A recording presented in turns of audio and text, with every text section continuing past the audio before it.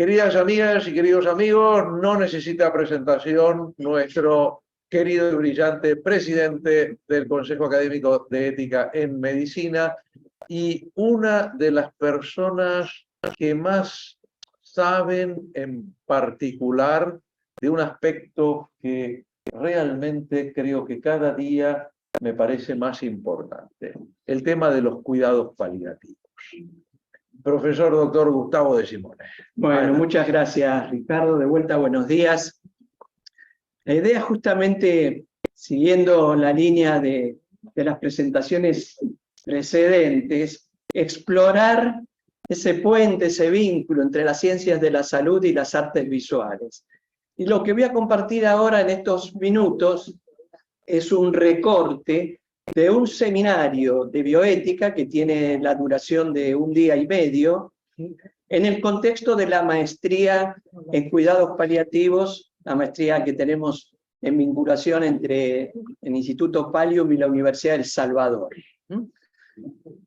Con esta idea de del puente, ¿no?, entre las artes visuales y las ciencias de la salud, particularmente la bioética. Me remito a este texto que fue elaborado por expertos de medicina de los 5 continentes a fines del siglo pasado y con mirada al nuevo milenio, que enfatiza en uno de los párrafos finales énfasis en el curar y en el cuidar.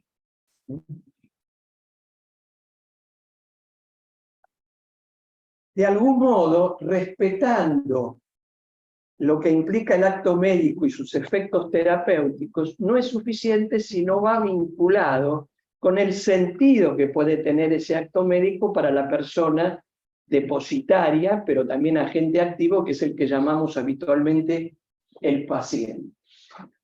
Y esta mujer, que fue primero enfermera, después fue trabajadora social y finalmente se convenció de graduarse como médica, es una británica que vivió en el siglo pasado y murió en el año 2005, Cicely Saunders, la fundadora del movimiento Hospice, que es la base de los cuidados paliativos.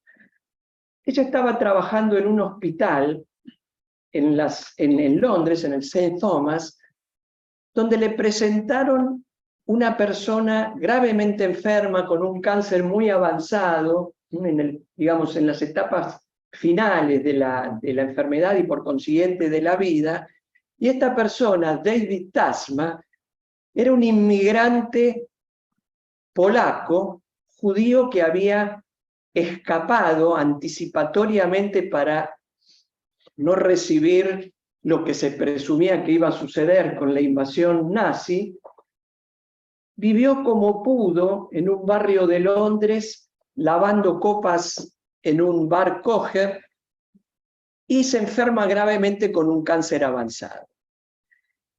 Y cuando ella lo entrevista en una consulta en el hospital, todavía no era médica, este hombre presentaba un severo dolor vinculado con su enfermedad oncológica, pero también un profundo sufrimiento, porque advertía que él se había escapado de su familia, había conseguido dinero para comprar un pasaje de ida, para viajar primero a París, pero se dio cuenta que ahí no estaba demasiado en resguardo, y de ahí fue a Londres, apartado de cualquier grupo familiar desde hacía años, sin saber lo que había pasado y pensando que probablemente su familia hubiera muerto por después la invasión nazi, en una posición de minoría, porque no era angloparlante, porque no era anglicano y porque no vivía en el estatus de un inglés medio en Londres, y sintiéndose realmente una miseria humana. Se conmueve Cicely y le dice estas palabras: tú me importas porque eres tú. No importa. Lo demás importa, pero no me afecta en el vínculo que yo construyo contigo.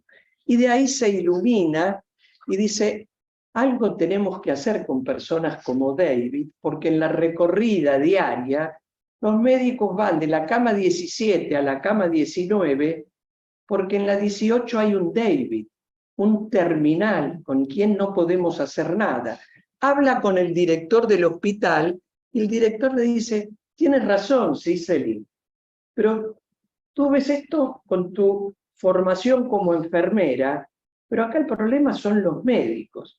Bueno, yo creo que fue la única persona en el mundo que ingresó a estudiar medicina con la idea de dedicarse a personas en el final de la vida y finalmente terminó generando todo este movimiento que hoy en nuestro país incluso es una especialidad, la medicina paliativa o los cuidados paliativos, porque en realidad es una disciplina, es una interdisciplina.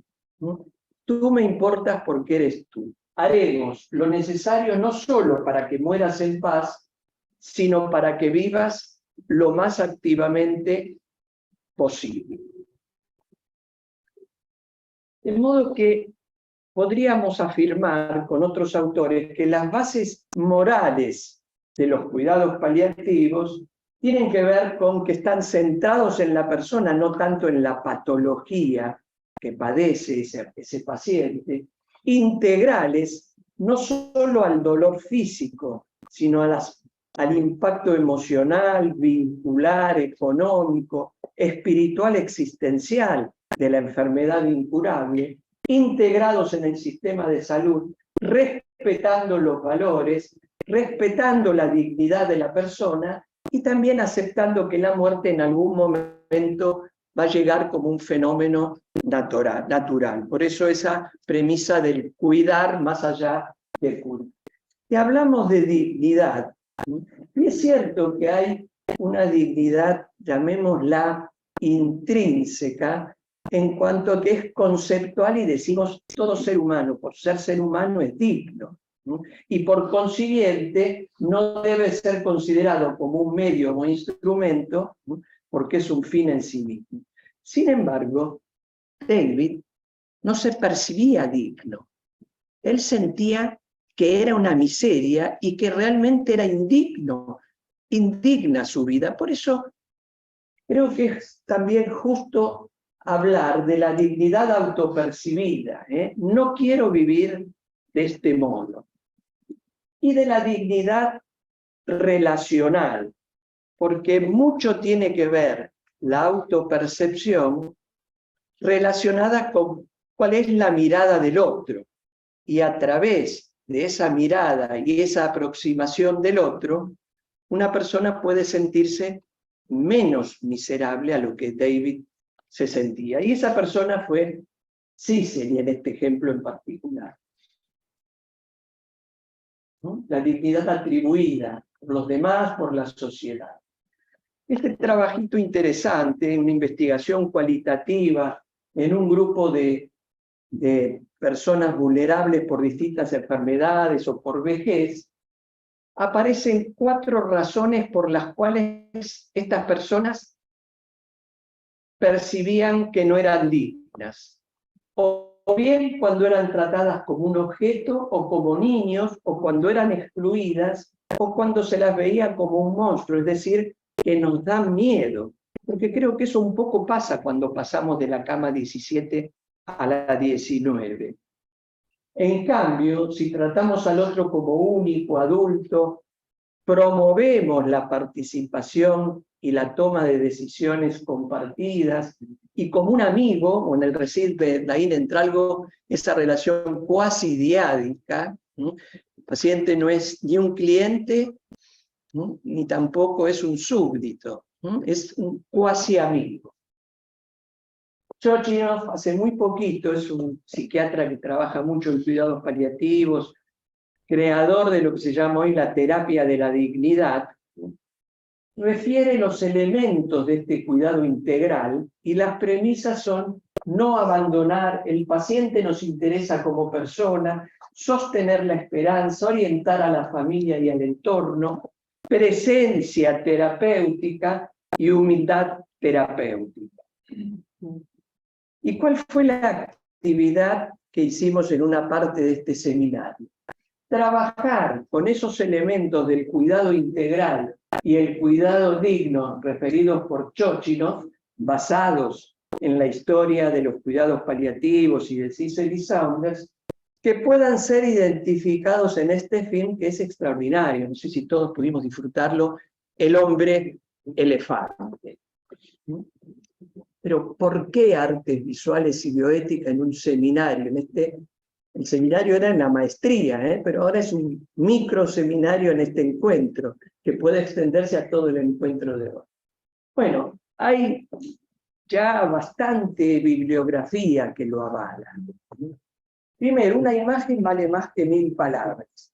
Uno puede leer la historia de los cuidados paliativos, los principios de los elementos de Churchill, pero una imagen, y mucho más si es una secuencia de imágenes en un film, tiene un impacto mucho mayor.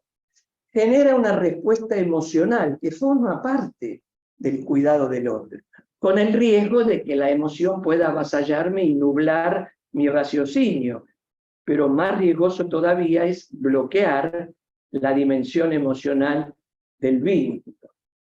Genera estímulos multisensoriales. Los sucesos van en tiempo real, no es una historia en el libro que siempre es del pasado. Uno lo ve como si fuera hoy.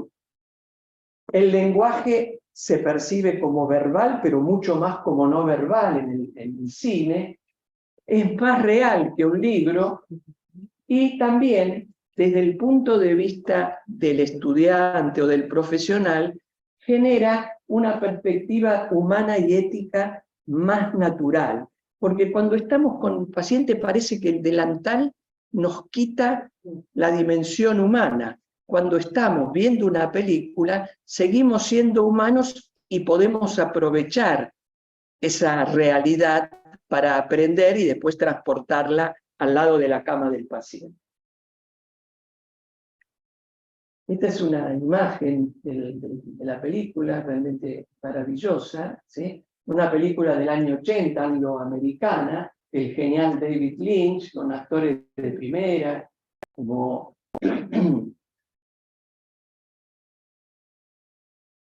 Anthony Hopkins, con varios premios, que habla de una historia real, un hombre que tenía una enfermedad particular con unas deformidades por la cual se lo marginaba completamente y se lo llamaba el hombre elefante.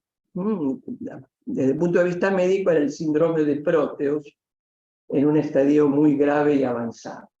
Entonces, ¿cuáles eran las consignas que le dimos? Esto duró horas, porque la película dura 2 horas, no lo vamos a hacer acá, no te preocupes. Elegir una escena del film que compartíamos, que se relacione con la dignidad, que la verdad que hay muchas escenas, bueno, elegir una, ¿sí?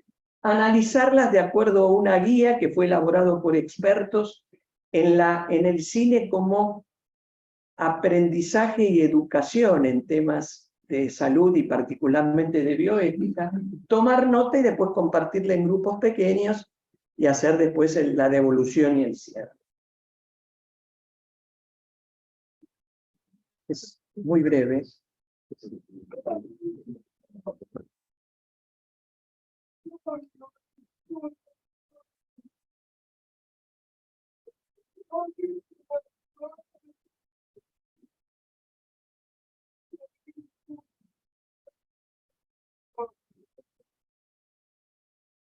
Soy un ser humano, ¿no? Esta es una parte central en la película.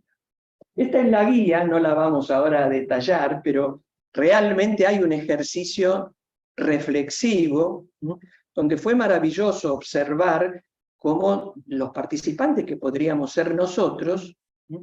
Podemos generar este puente entre las escenas concretas y la reflexión del atentado a la dignidad o el respeto a la dignidad, de acuerdo al vínculo establecido, y a estos elementos del cuidado que en la vida del hombre elefante por muchos años estaban totalmente inexistentes. Bueno, esto es la presentación, muchas gracias.